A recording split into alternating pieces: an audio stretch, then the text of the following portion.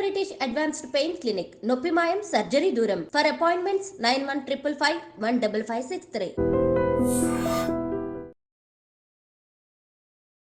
ते आपके को है कौन?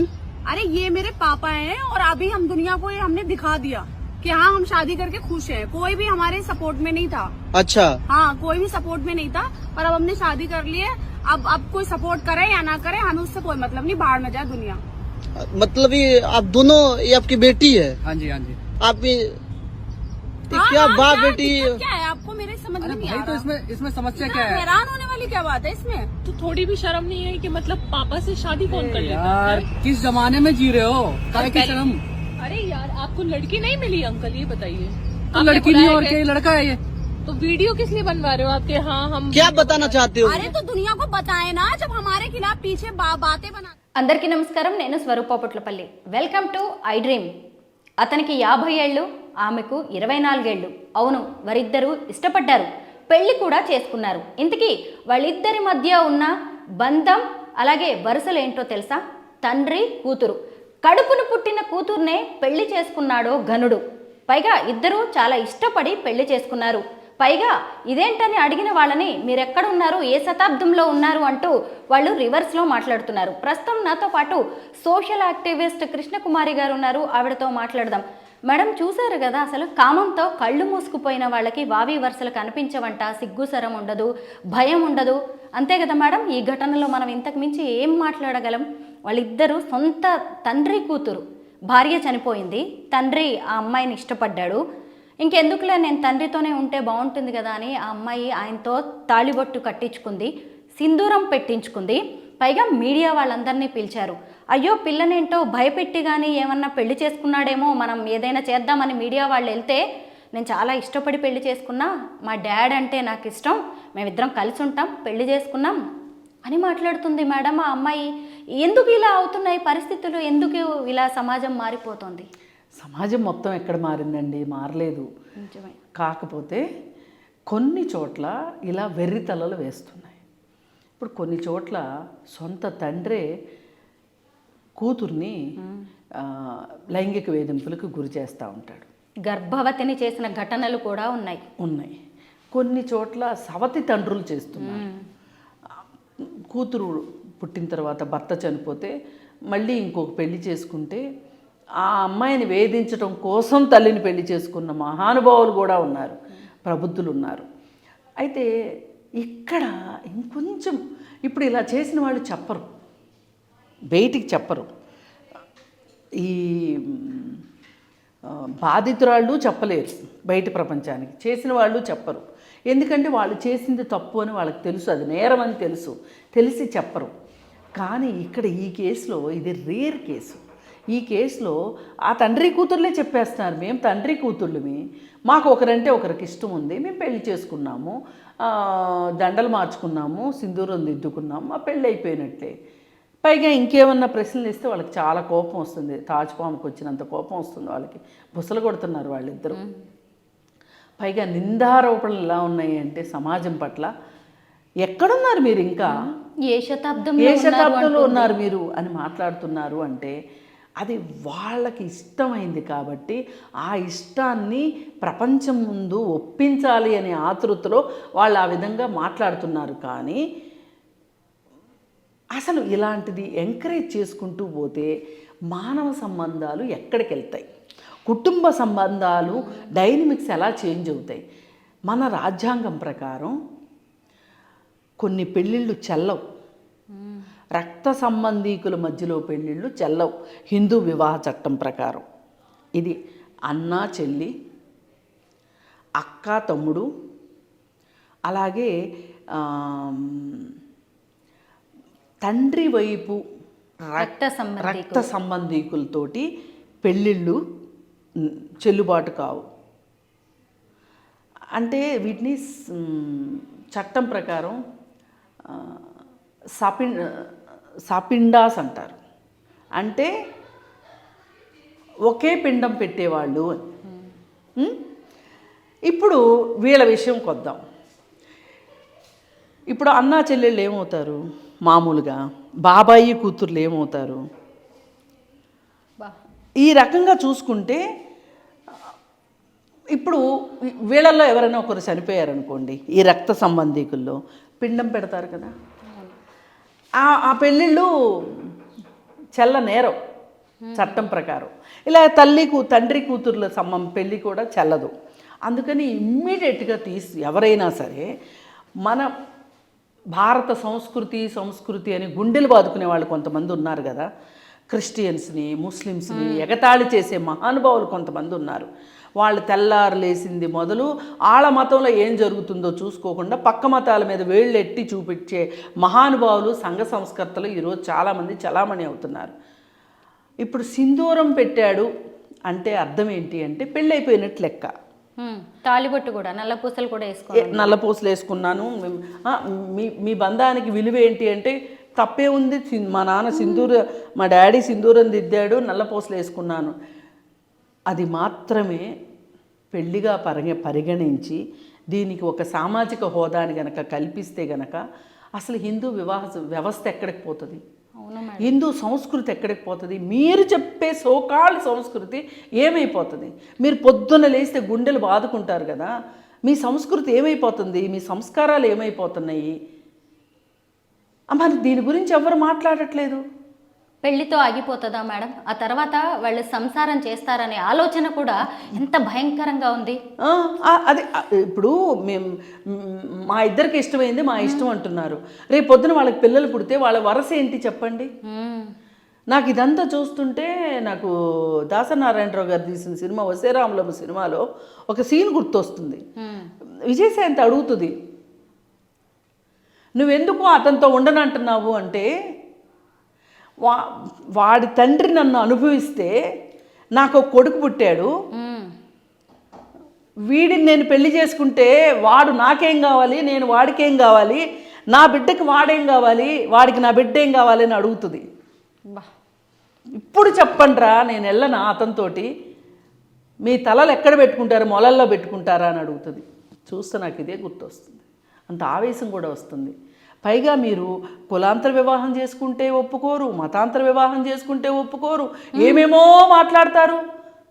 మరి ఇప్పుడు ఈ పెళ్ళి ఎలా మీరు ఒప్పుకుంటారు? ఎవరు మాట్లాడరు ఏంటి అసలు? ఎవరి దగ్గర అసలు ఇది నన్ను అడిగితే సుమూటాగా తీసుకోవాల్సిన కేసు. అవును మేడం. ఒకరికి గట్టిగా బుద్ధి చెప్తే కానీ సమాజానికి బుద్ధి రాని విషయం ఇది.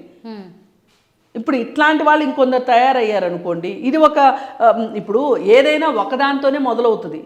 ఒకళ్ళు చేసినప్పుడు ఒప్పుకుంటే సమాజ ఆమోదం పొందితే ఇంకో ఇద్దరు చేస్తారు, ఆ ఇద్దరికి ఆమోదం దొరికితే ఇంకో నలుగురు చేస్తారు. ఇది ఒక దురాచారమై కూర్చుంటుంది రేపు పొద్దున. ఏం చేస్తున్నారు హిందూ సనాతనవాదులందరూ? దీన్ని ఒప్పుకుంటారా? ఒప్పుకుంటే ఏంటి దీని పరిస్థితి? పరాయి మతాల గురించి మాట్లాడతాము, మరి మన మతంలో జరుగుతుందని మనం మాట్లాడుకోవద్దా? మన మతాన్ని మనం రక్షించుకోవద్దా? ఖండించాలి. వీళ్ళు ఖండించలేదు, ఇంతవరకు ఖండన రాలేదు దాని గురించి. ఇప్పుడు వీళ్ళని చూసి ఇంకొకళ్ళు చూసి ఇంకొకళ్ళు చేస్తారు. అందుకని ఏంటంటే ఈ పెళ్ళి చెల్లదు, హిందూ వివాహ చట్టం ప్రకారం కూడా చెల్లదు. First point. సామాజికంగా కూడా ఆమోదం ఉండకూడదు. దీనికి తగ్గ చర్యలు తీసుకోవాల్సిందే. వీళ్ళ పైత్యానికి అర్థం ఏంటో తీయాల్సిందే. అసలు వీళ్ళ మానసిక ధోరణి ఎలా ఉంది అనేది చూడాల్సిందే. ఇప్పుడు మనము సొంత కూతుర్ని అనుభవించేవాడిని, ఇష్టపడేవాడిని మనం ఏమంటాం చెప్పండి? కామాంధుడు అంటామా లేదా? మరి వీళ్ళు కామాంధులు కాదా? సొంత తండ్రిని అమ్మాయి ఎలా కోరుకుంటుంది, సొంత తండ్రి అమ్మాయిని ఎలా కోరుకుంటున్నాడు అంటే దీనికి ఎవరు సమాధానం చెప్తారు? అసలు వాళ్ళ చుట్టుపక్కల ఉన్న వాళ్ళు ఎలా వదిలేస్తున్నారో అర్థం కావట్లేదు. ఏం చేస్తారు ఇప్పుడు? మా ఇష్టం అంటారు వాళ్ళు. ఇప్పుడు కొంతమంది ప్రతిదీ నా ఇష్టం అనే వాళ్ళు బయలుదేరారు కదా ఇవాళ. వ్యక్తిగత స్వేచ్ఛ. మరి ఇప్పుడు దీన్ని ఏమంటారు? ఇప్పుడు చాలామంది గే మ్యారేజెస్ గురించి మాట్లాడుతున్నారు. మరి గే మ్యారేజెస్ ఒక రకంగా మనం అర్థం చేసుకోవాల్సింది ఏంటంటే వాళ్ళకి కొన్ని మానసికమైన హార్మోన్ల ఇంబ్యాలెన్సెస్ వల్ల వాటి వల్ల వాళ్ళు అలా కోరుకునే అవకాశాలు ఉంటాయి. అది సైంటిఫిక్గా కూడా ప్రూవెను. వాళ్ళకి చట్టబద్ధత కల్పించిన తప్పులేదు. కానీ ఒక ఇంట్లో ఒక తండ్రికి పుట్టి తండ్రి వరసయ్యే వ్యక్తి కూడా కాదు, సొంత తండ్రి. మామూలుగా మనం ఇందాక ఏమనుకున్నాము, రక్త సంబంధీకుల మధ్య పెళ్ళిళ్ళు చెల్లుబాటు కావు అన్నాము.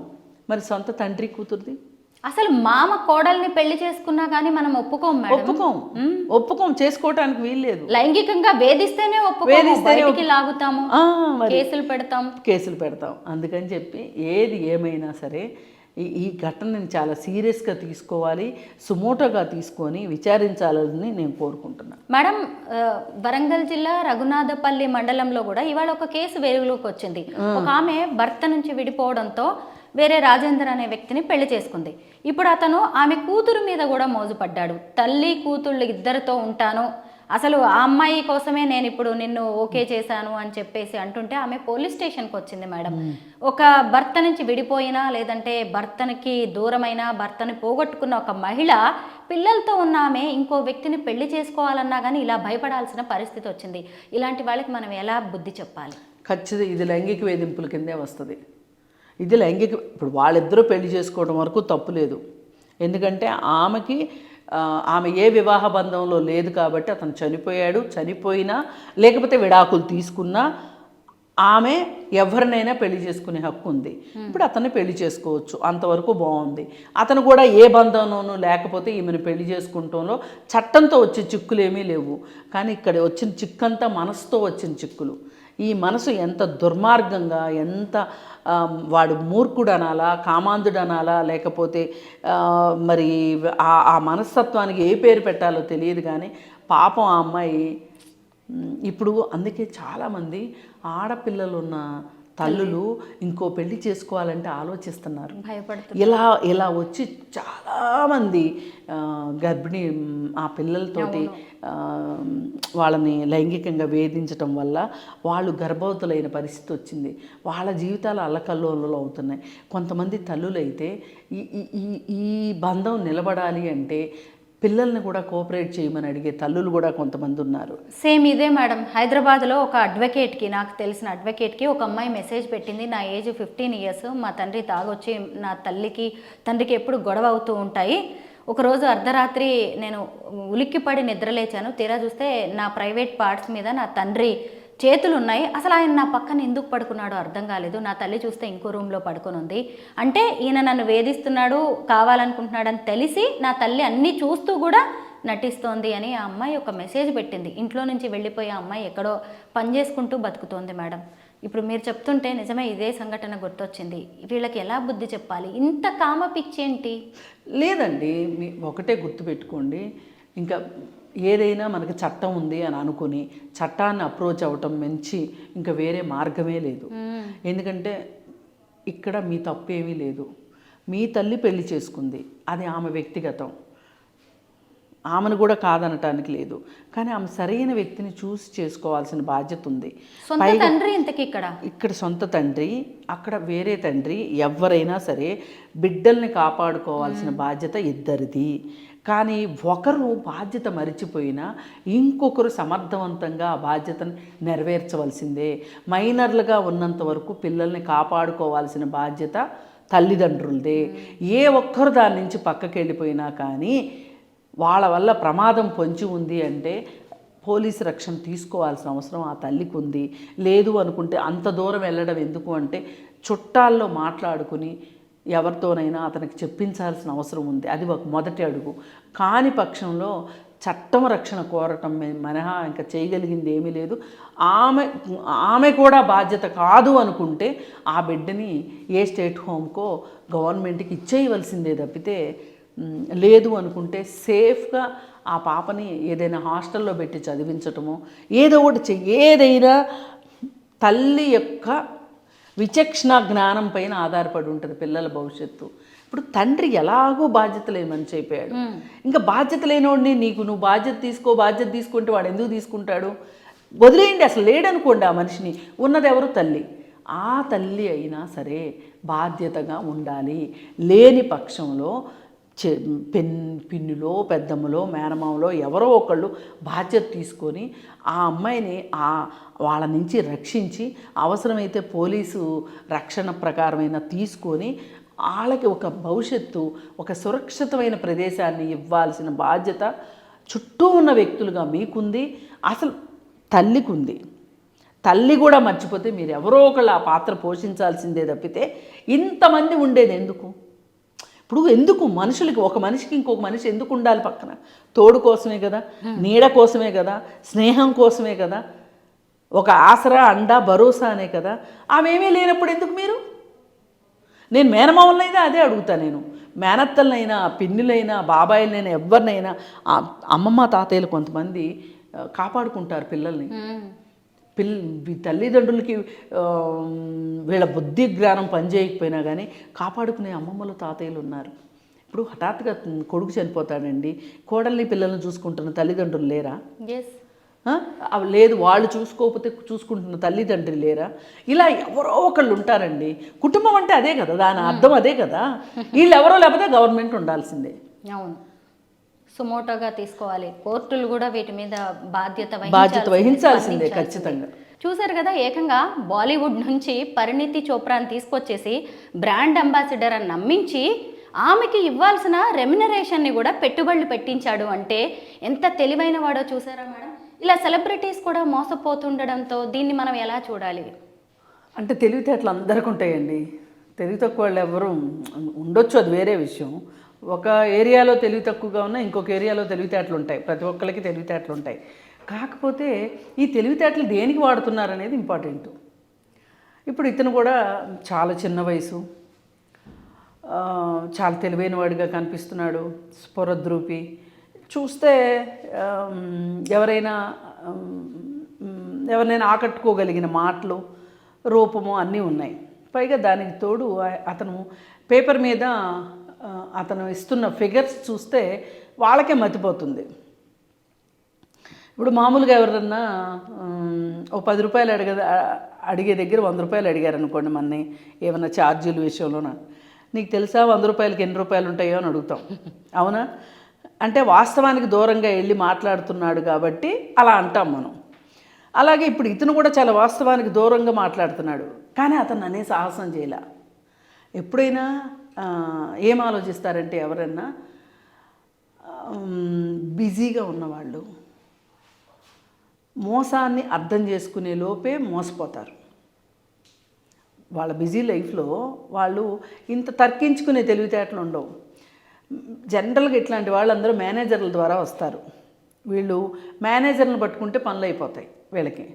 ఆ మేనేజర్ చెవిలో జోరేగిలాగా మంచివాడు మేడం, ఒకసారి మాట్లాడండి మేడం, మీరు నిర్ణయం తీసుకుంటే తీసుకున్నారో లేదు, ఒకసారి వినండి మేడం. ఇంత మార్కెటింగ్ స్టైల్ అనమాట. అలా ఎంటర్ అవుతాడు వీళ్ళలో. ఒకళ్ళ దగ్గర ఎంటర్ అయిన తర్వాత ఇక అతనికి ఎంట్రన్స్ చాలా ఈజీ అయిపోతుంది. ఒక అబద్ధం ఆడిన తర్వాత ఇంకో అబద్ధం ఆడటం చాలా ఈజీ. ఒక్క అబద్ధం ఆడేలోపే ఉంటుంది ఆ భయము, బెరుకు అవన్నీ పోతాయి. పోయి ఆరితేరిపోతారనమాట. ఇక అట్లా ఒకళ్ళ తర్వాత ఒకళ్ళు అతను ఒక ఆనందాన్ని అనుభవిస్తున్నాడు ఈ విషయంలో. ఇంత పెద్ద సెలబ్రిటీ నేను చెప్పిన మాటలకు పడిపోయింది, జనాలంతా ఈవిడికి పడిపోతుంటే ఈవిడ నాకు పడిపోయింది. ఆ కిక్కు వేరబ్బా, అది ఇచ్చే కిక్కు మామూలుగా ఉండదు. ఆ కిక్కుతోటి 1000 ఏనుగుల బలం వస్తుంది. ఈ 1000 ఏనుగుల బలంతో ఇంకొకరిని అలా ఇంకొకరిని చేయటం. అయితే ఈ మొత్తం వెనక ఒక ఫియర్ అండ్ గ్రీడ్ ఉంటుంది. ఏంటంటే సరే మనం బిజీగా ఉన్నాము, మన దగ్గర డబ్బులు ఉన్నాయి, 4 డబ్బులు అవుతాయి, నష్టం ఏంటి అనే ఒక ఆశ. ఇది గ్రీడ్. ఫియర్ ఏంటి ఇక్కడ? ఏం జరిగినా కానీ మూసిపెట్టి కూర్చోవటం. ఎవరికి తెలిస్తే ఏమవుతుందో, ఎవరికి ఈ విషయం తెలిస్తే నన్ను తెలివి తక్కువ అనుకుంటారు. ఆల్రెడీ వీళ్ళకి సొసైటీలో ఒక నేమ్ అండ్ ఫేమ్ ఉంటాయి. ఎవరైనా ఎగతాళి చేస్తారేమో, సరే పోతే పోయింది, ఈ డబ్బులు పోతే పోయినాయి అని ఒక మనస్తత్వంలో వాళ్ళు ఉన్నారనుకోండి, ఏమవుతుంది? ఇప్పుడు ఒకరు చెప్పారనుకోండి ఈ విషయం, జరిగిన విషయాన్ని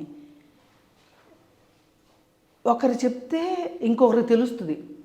ఆ ఒక్కరే చెప్పకుండా ఊరుకుంటే ఎలా బయటకు వస్తుంది అసలు? ఈ విషయం బయటికి రాదు. ఇప్పుడు వీళ్ళందరికీ ఎంతో కొంత అనుమానాలు వచ్చుండొచ్చు ఏదో ఒక దశలో అతని గురించి, ఏది కొంచెం దిగిన తర్వాత. కానీ ఆ దిగిన కాలుని బయటికి తీసుకోవాలి అంటే దానికి కొంత సమయం వెచ్చించాలి. వాళ్ళ దగ్గర అంత టైం ఉండదు. పోతే పోయినాయి అనుకుంటారు. వాళ్ళకి కావాల్సింది అదే. ఇట్లాంటి వాళ్ళనే మోసం చేస్తారు వాళ్ళు పని కట్టుకుని. ఎందుకంటే వాళ్ళకి డబ్బు కన్నా సమయం చాలా ఇంపార్టెంట్. ఎక్కడంటే అక్కడికి వాళ్ళు వెళ్ళలేరు.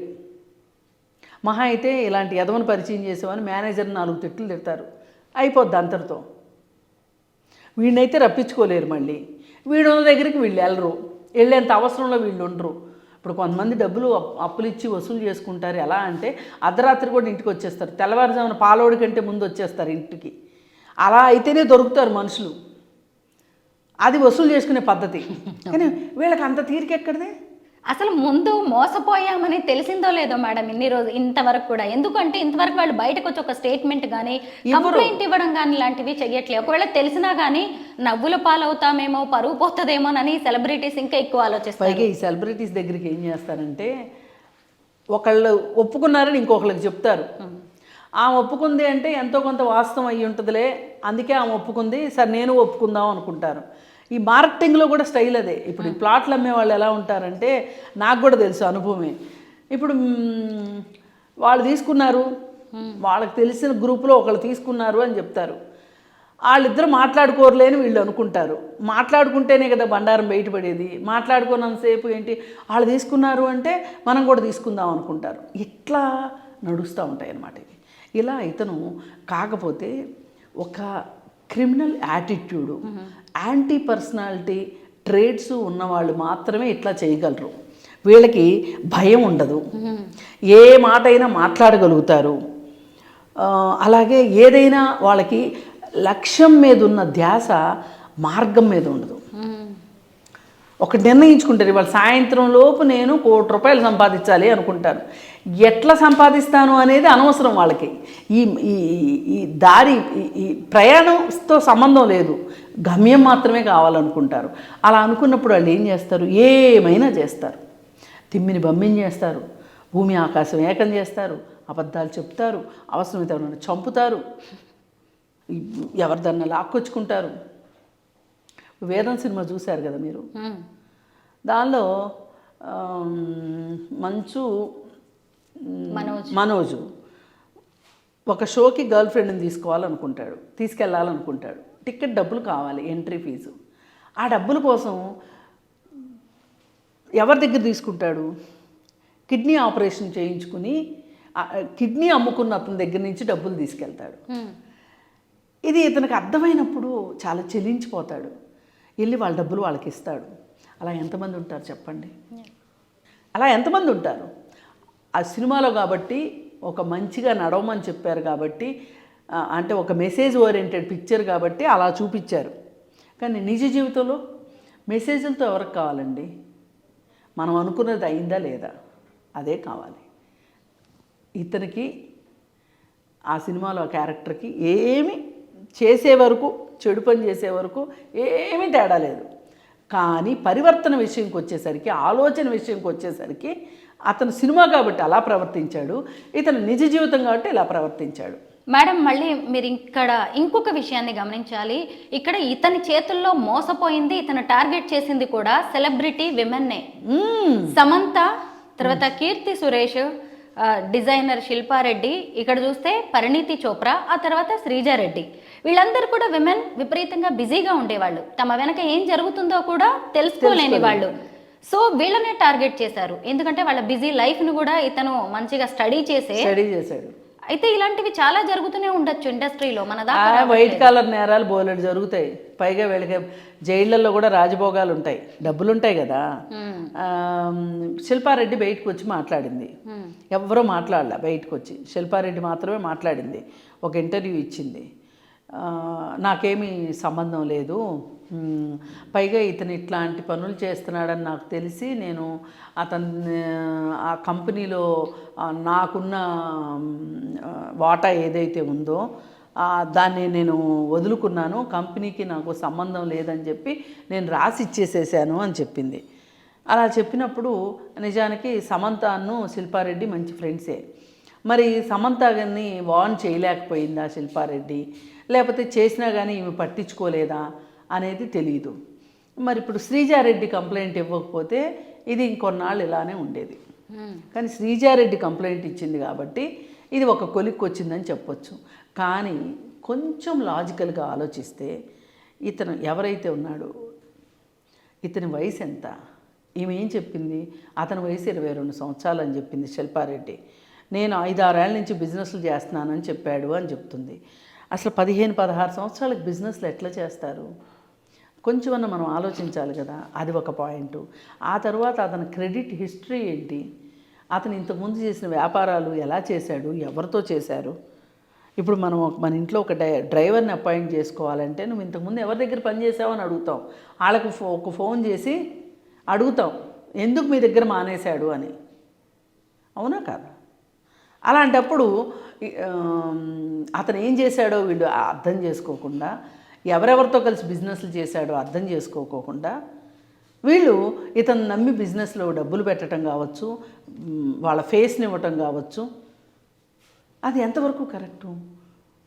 ఇప్పుడు ఇది ఈ కేసు ఎంత మాట్లాడుకుంటే అలా చాలామందికి తెలుస్తుంది. ఈ మధ్యకాలంలో కూడా చాలామంది మీకు 3 రూపాయలు వడ్డీ ఇస్తాము, 5 రూపాయలు వడ్డీ ఇస్తాము అని చెప్పి అసలు చుట్టాలు లేదు, ఫ్రెండ్స్ లేదు, వాళ్ళు లేదు, వీళ్ళు లేదు, వెర్రి గొర్రెలను చేసేసి కట్ చేసేసేసి కోట్లు సంపాదించేసేసి పైగా అవి ఏమన్నా వీళ్ళు అట్టి పెట్టుకుంటారా అంటే వీళ్ళపైన బాస్ ఇంకొకడు ఉంటాడు, వాళ్ళపైన బాస్ ఇంకొకడు ఉంటాడు, వాళ్ళకి వెళ్ళిపోతాయి తప్పితే వీళ్ళకేదో ఈ బిజినెస్లు చేసిన రోజులు 4 రోజులు కాస్త కార్లు బూర్లు వేసుకుని తిరుగుతారు తప్పితే, ఇస్త్రీ బట్టలు వేసుకుని తిరుగుతారు తప్పితే ఒక్కసారి స్కామ్ బయటపడింది అంటే వీళ్ళ బతుకు కుక్కలు కూడా కానవు. మేడం, ఈ స్కామ్లో మనం ఇంకొక విషయం మాట్లాడుకోవచ్చు. ముఖ్యంగా ఏంటంటే ఎవరైనా సరే, సెలబ్రిటీస్ కావచ్చు, పొలిటీషియన్స్, లేదంటే మనలాంటి కామన్ మ్యాన్ అయినా సరే, యూత్ స్టార్టప్స్ అనగానే ఎక్కువగా అట్రాక్ట్ అవుతూ ఉంటారు. ఇప్పుడు సమంత కావచ్చు, పరిణితి చోప్రా కావచ్చు, కీర్తి సురేష్, వీళ్ళు కూడా అలాగే అట్రాక్ట్ అయ్యారు. ముఖ్యంగా ఏంటంటే వీళ్ళకి చేతి నిండా డబ్బు ఉంటుంది, ఎక్కడ ఇన్వెస్ట్ చేయాలో తెలియదు, ఏ బిజినెస్లో పెట్టాలో తెలియదు, ఎవరిని నమ్మాలో తెలియదు. కాబట్టి ఇలా ఇతను రాగానే కాంతి దత్తని నమ్మేశారు వీళ్ళు. అంటే ఇప్పుడు మహిళ మీరు సంపాదిస్తారు. ఇప్పుడు ఇంత చిన్న పిల్లాడు, ఇప్పుడు సమంత డబ్బులు సంపాదించిందంటే సినిమాలో యాక్ట్ చేసి డబ్బులు సంపాదించింది. ఇప్పుడు మీకు నెల జీతం వస్తుందంటే మీరు ఇక్కడ పని చేస్తుంటే జీతం వస్తుంది కానీ లేతే లేదు. ఇట్లా ప్రతి వాళ్ళకి వాళ్ళు చేసే పనులను బట్టి వాళ్ళకి డబ్బులు వచ్చే అవకాశం ఉంటుంది. ఈ కాంతి దత్ అనే పిల్లవాడు 22 ఏళ్ల పిల్లాడు ఎలా సంపాదిస్తున్నాడు, ఇతని వెనకున్న వ్యాపార సామ్రాజ్యం ఏంటి, ఇతను ఎవరి తాలూకు మనిషి అనేదైనా సరే కొంచెం అంటే కొంచెమైనా కోట్లు పెట్టేటప్పుడు ఆలోచించాలి కదా. ముఖ్యంగా ఇప్పుడు వీళ్ళనే చూసుకొని మనలాంటి వాళ్ళని కూడా జాగ్రత్త పడాలి మేడం. ఎందుకంటే కామన్ విమెన్ కావచ్చు, గృహిణులు చాలా ఎక్కడంటే అక్కడ పాపం నమ్మి ఇన్వెస్ట్ చేస్తూ ఉంటారు. నేను ఇందా చెప్పింది అదే. ఇప్పుడు ఇట్లా కోట్లు దండుకొని ఇంకెవరికో ఇస్తారు. కానీ వీళ్ళు ఈ చుట్టాల మధ్యలో పరువు పోగొట్టుకొని తలెత్తుకోలేక ఒక మధ్యతరగతి మొహమాటం ఒకటి ఉంటుంది. దాన్ని వాళ్ళు ఏం చేసుకోవాలో అర్థం కాదు. ఇప్పుడు ఇతను ఉన్నాడు, ఈ రాష్ట్రం కాకపోతే ఇంకో రాష్ట్రం వెళ్తాడు, లేదు అనుకుంటే ఇంకొక దేశం వెళ్ళి బిజినెస్లు చేస్తాడు. ఈ కేసులు ఇలా ఉన్నా సరే ఈ పాటికి దేశాలు దాటించుంటాడు డబ్బులు అతను తెలివితేటలకి. నాకు అర్థమైనంత వరకు అతను చాలా క్రిమినల్ మైండ్ ఉంది అతని దగ్గర. తెలివితేటలు కాదు, వీటిని తెలివితేటలు అందరూ. అసలు తెలివితేటలు అనే మాట వాడి తెలివితేటలకి మనం అపఖ్యాతిని మూటగట్టిన వాళ్ళం అవుతాం. మోసకారితనం, మోసకారి బుద్ధి, అంతే. మోసంతో తిమ్మిని బమ్మిని చేసి ఇప్పుడు తన దగ్గర లేని రూపాయిని ఉన్నట్లుగా భ్రమింపజేశాడు. ఈ ఏజ్లోనే ఇలా ఉంటే అసలు అతని వయసు పెరిగే కొద్దీ ఇంకెన్ని మోసాలు చేసే అవకాశం ఉంది. ప్రభుత్వం ఇప్పుడే గట్టి చర్యలు తీసుకోవాల్సింది, పోలీసులు కావచ్చు తీసుకోవాలి. ఇంకొకటి కూడా చెయ్యాలి, ఇట్లాంటి నేరస్తుల పట్ల వీళ్ళకి సైకోమెట్రిక్ టెస్టులు చేసి వీళ్ళ మనస్తత్వాన్ని విశ్లేషణ చేసి దానికి తగ్గట్టుగా వీళ్ళకి చికిత్స అందిస్తే తప్పితే, లేదు అనుకుంటే ఇట్లాంటి వాళ్ళు రాటుదేలిపోయి జైలుకి వెళ్ళిన తర్వాత ఇంకా కొంతమంది నేరస్తులను చూసి ఇంకా కొన్ని నేరాలు నేర్చుకొని వీళ్ళు ఇంకొంచెం రాటుదేలిన వాళ్ళలాగా వచ్చి మళ్ళీ సమాజం మీద, ఇప్పుడు ఈ రాష్ట్రం కాకపోతే ఇంకొక రాష్ట్రం ఎవరికి తెలుస్తుంది చెప్పండి. ఇప్పుడు ఈ వయసుకే ఇంత చేసినోడు దీనికి ఒక్కసారి జైలుకి వెళ్తాడు. తర్వాత ఏం జరుగుతుంది? కొన్నాళ్ళు ఉన్న తర్వాత ట్రైల్లోకి వస్తుంది కేసు, ఎప్పటికో వస్తుంది. ఆర్థిక నేరాల విషయంలో వచ్చినప్పుడు తిరుగుతాడు. శిక్ష పడేది ఎప్పటికీ? ఏ 12 ఏళ్ళకో 15 ఏళ్ళకో. ఈ నేరాలన్నీ తెలియని వాళ్ళ చోటకి వెళ్ళి చేయడానికి గ్యారంటీ ఏంటి? అందుకే ఇతన్ని ఇప్పుడు ఇది చిన్న దొంగతనం అని నేను అనను, చిన్న మోసం అని నేను అనను. ఇప్పుడైతే చట్టానికి దొరికాడు కదా, దొరికినప్పుడు అతన్ని ప్రభుత్వం సరియైన రీతిలో అతన్ని సంస్కరణ చెయ్యాలి. ఈ హీరోయిన్స్ని ఇతను ఎలా టార్గెట్ చేస్తున్నాడంటే మేడం, తన జ్యువెలరీ షాప్స్కి వీళ్ళని బ్రాండ్ అంబాసిడర్స్గా సెలెక్ట్ చేసుకుంటున్నాడు. ఈ జ్యువెలరీ షాప్స్ అనే కాదు, తన బిజినెస్కి సెలెక్ట్ చేసుకోవడం, వాళ్ళకి ఇంత రెమ్యునరేషన్ ఇవ్వడం, తర్వాత మళ్ళీ అదే రెమ్యునరేషన్ని ఇన్వెస్ట్ చేయించడం ఆయన బిజినెస్లో. వీళ్ళు కూడా ఎక్కడో ఒక చోట అమౌంట్ వస్తుంది కదా అనుకున్నారు. ఈవెన్ పరిణీతి చోప్రా కూడా అలాగే పెట్టేసింది. ఇంకొకటి ఏంటంటే ఇక్కడ ఉన్నది కామన్ పాయింట్ గోల్డ్ అనగానే మనం ఏమైనా ఎక్కువగా అట్రాక్ట్ అవుతూ ఉంటారు కదా, మనం కూడా ఎన్నో స్కీమ్స్ కడుతూ ఉంటాం, అవి స్కామ్లుగా మారుతాయని మనం కూడా అనుకోలేము. ఈ సంఘటనను చూసి ఇక నుంచైనా మహిళలు కావచ్చు, మిగతా ఎవరైనా సరే ఎలా జాగ్రత్త పడాలంటారు?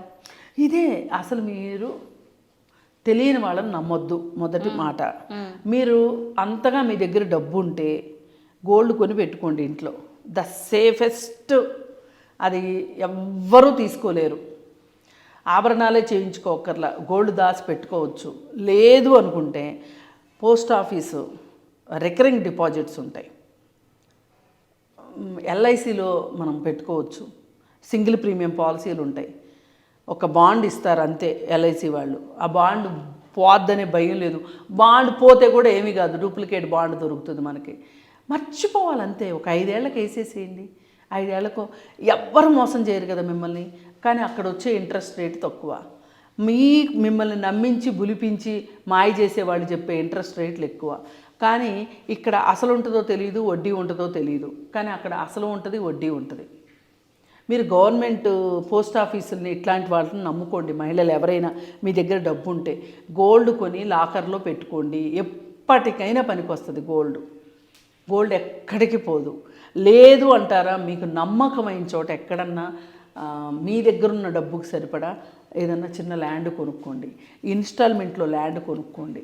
ఇలా చెయ్యండి తప్పితే ఎవరిని నమ్మి ఈరోజు 5 రూపాయలు ఇస్తే కూడా 5 పైసలైనా సరే తిరిగి వస్తాయి అనే నమ్మకం అయితే ఈరోజు లేదు. 5 పైసలకి ఇవాళ లోకంలో చలామణిలో ఎట్లా అయితే చలామణిలో లేదో, విలువ లేదో, మీరు ఎవరి చేతికైనా డబ్బులు ఇస్తే కూడా అంతే. చూశారు కదా, సెలబ్రిటీకైనా కామన్ మ్యాన్కైనా ఒకే పాయింట్, ఎవరైనా కష్టపడే సంపాదిస్తారు డబ్బులు, ఇంట్రెస్ట్ ఎక్కువ వస్తుంది అనగానే, లేదంటే మీరు పెట్టుబడి పెట్టిన దానికి డబ్బులు వస్తుంది అనగానే మనం కూడా ఆశపడిపోయి ఎక్కడంటే అక్కడ ఇన్వెస్ట్ చేస్తూ ఉంటాము. 1కి 10 సార్లు జాగ్రత్తగా చూసుకోండి. ఇప్పుడు చూసారా, సమంత కావచ్చు, కీర్తి సురేష్, పరిణీతి చోప్రా, శ్రీజారెడ్డి, శిల్పారెడ్డి, ఏంటి ఎవరు చూసినా కూడా ఆడవాళ్లే. తొందరగా ఆడవాళ్ళని గోల్డ్ వంకతో అట్రాక్ట్ చేస్తున్నారు. ఎవరి మోసాల్లో వాళ్ళ వలలో కూడా పడకండి, జాగ్రత్తగా ఉండండి. Thank you so much ma'am. Thank you.